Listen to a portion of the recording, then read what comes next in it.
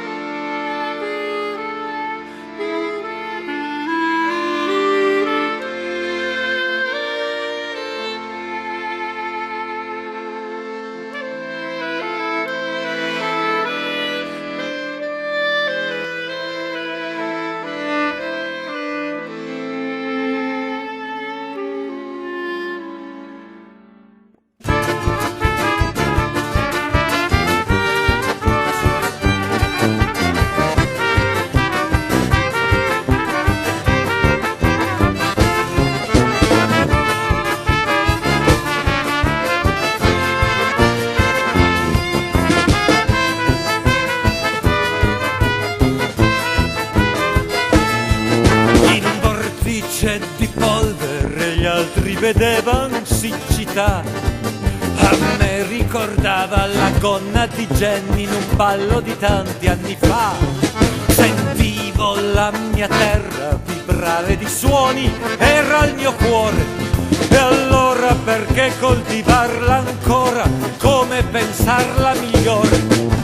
Libertà all'offista, dormire nei campi coltivati.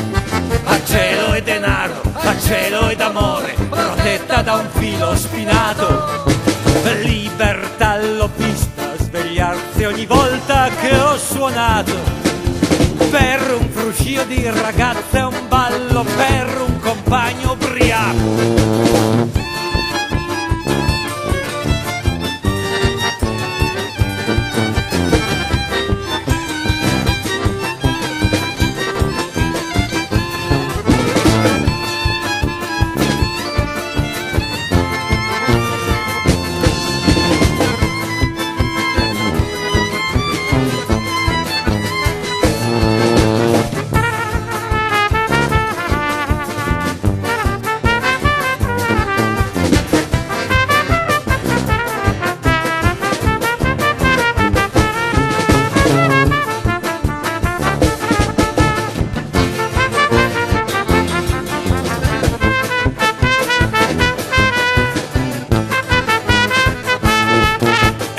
Se la gente sa, e la gente lo sa, che sai suonare.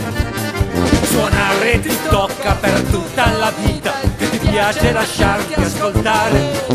Finì con i campi alle ortiche, finì con un flauto spezzato e un ridere rauco e ricordi tanti e nemmeno un rimpianto.